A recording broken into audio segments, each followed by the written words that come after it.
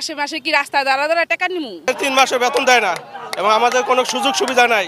বেতন দেয় না, রানিং মাসে খালি ডেট দেয়, খালি ডেট ঘুরায়। আমরা কিন্তু টাকা পাইতেছি না। 2 মাসের বেতন আমরা রানিং পাবো। আগামী সপ্তাহে কইছিল 26 তারিখে দিব, না আগামী বুধবারে দিব আবার বেতন। প্রতি মাসে আঙ্গ ডেট দেয়, প্রতি মাসে আঙ্গ ঘুরায়। আমরা 3 মাস ধরে বেতন পাই না। সামনে ঈদ বোনাস পাবো, এগুলো কোনো খবর নাই। 3 মাস ধরে কোনো বেতনই দিতেছে না। আজকে বেতন চাইতেছি, তখন বাড়ি করে দিতে চাইতেছে, ঝাড়ি মারতেছে, খুব খারাপ ব্যবহার করতেছে, খুব গালিগালাজ করতেছে।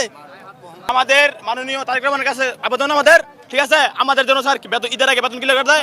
আমরা স্যার বিবাদ ছেড়ে চলে যাবো স্যার, ঠিক আছে। আমরা এই গ্রেডার চাকরি করবো স্যার, ঠিক আছে। আমাদের ঠিক মতো বেতন, বোনাস, ঈদ বোনাস এবং কি আমরা নাইট বিল ক্লিয়ার করে দিব, ঠিক আছে। আমরা এখানে নাইট বিল পাই না, আমাদের এই জায়গায় হাজিরা বোনাস নেই, কিচ্ছু নাই স্যার। আমরা স্যার কোনো সুযোগ পাই না, 3 মাসের বেতন দেয় না এবং আমাদের কোনো সুযোগ সুবিধা নাই।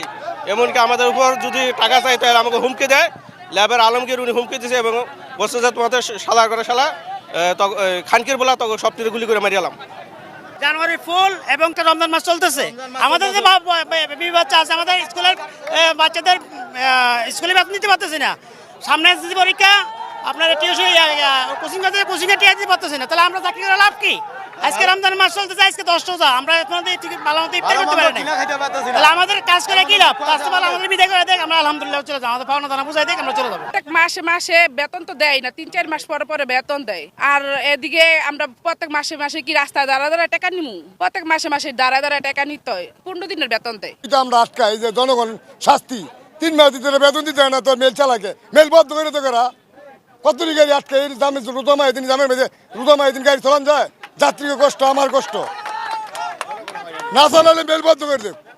বেতন যদি 3 মাস না দিতে 3 মাস ধরে বেতন দেয় না, তারা মেল চালাকে কি জন্য বেতন? তাইলে আমি ফ্যাটের দ্বারা তো কামই করি, আমি ফ্যাটের দ্বারা কামই করি। মেল চালাইলে না বেতন না দিলে বেতন বদ্ধ হইতে মেল বদ্ধ করে। নবনির্বাচিত সংসদ সদস্য আছে, আসুক, আইসা দেখুক। 3 মাস ধরে বেতন দেয়, ঠিক আছে, এরা বসুক প্রশাসনের সাথে। এই রাস্তা আটকাই দিয়ে পুরাটা রাস্তা ব্লক হয়ে গেছে গা।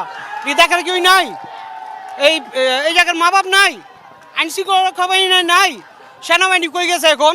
শত শত হাজার হাজার গাড়ি এপার মানুষ, ওই যে রুগী একজন আছে ছাড়ে না, ওই জায়গায় বসে রয়েছে। আরো 2 ঘন্টা থাকে, তারপরও আসবো না। শুধু এতটি গাড়ি, ড্রাইভার, স্টাফ, প্যাসেঞ্জার, রোডে যাত্রী যা আছে সবাই ভোগান্তিতে আছে। আপনারা তো আমাদের ভাই, এবং আমি সবসময় বলেছি যে আপনাদের যে কোনো সমস্যায় কিন্তু আমরা ইউনো অফিস, আমাদের বিশেষ করে উপজেলা প্রশাসন, আমরা নেগোসিয়েশনের মাধ্যমে সমাধান করার চেষ্টা করি। বাট আজকে সামাও সেটি হয়ে ওঠেনি। তো আমরা, আপনি যে প্রশ্নটি করেছেন, যারা আহত রয়েছেন, অবশ্যই আমাদের সরকারি যে সাহায্যের বিষয়টি রয়েছে সেটি আমরা দেখব। বাট একই সাথে এটু মানতে হবে, আমাদের 7 জন পুলিশ কিন্তু আহত, তাদের একজন হেড ইনজুরি হয়েছে। তো আমরা সেটিও দেখছি। আমার শুধু রিকোয়েস্ট থাকবে, যারা শ্রমিক ভাইরা রয়েছেন, আমরা যারা পুলিশ কিংবা প্রশাসনে রয়েছে, আমরা সবসময় আসি আপনাদের পক্ষ নিয়ে নেগোসিয়েশন করতে মালিক পক্ষের সাথে। আমি আশা করব শ্রমিকরা কালকে থেকে তারা কর্মস্থলে চলে আসবে এবং কর্মস্থলে এসে তারা নর্মাল আগে যেভাবে কাজ করতো ওইভাবে করে কাজ করবে। কারণ কাজ না করলে মালিকও বেতন দিবে কিভাবে? কাজের বিনিময়ে তো আপনার বেতনটা আসবে। যেই বেতনে যেই গ্যাপটা হয়ে গেছে, এই গ্যাপটাকে ফিল আপ করার জন্য আমরা চেষ্টা করছি। আমাদের আশ্বাস অলরেডি শ্রমিকদের সাথে আমি কথা বলে আসছি, যে আমি ফ্যাক্টরিতে ঢুকার আগে আমি বলে আসছি যে আমি এই ব্যবস্থাগুলি ওদের জন্য নিব। এখন আমরা এসে এখানে সবার সাথে কথা বললাম, এখানকার মালিক পক্ষের সাথে কথা বললাম। মালিক পক্ষেরও ওরা মেনে নিয়েছে যে ওরা কালকে থেকে ওদের কিছু বেতনটা দেওয়া শুরু করবে এবং সামনের সপ্তাহের মধ্যে ডিউজ যত বেতন আছে সেটা ক্লিয়ার করে দেবে।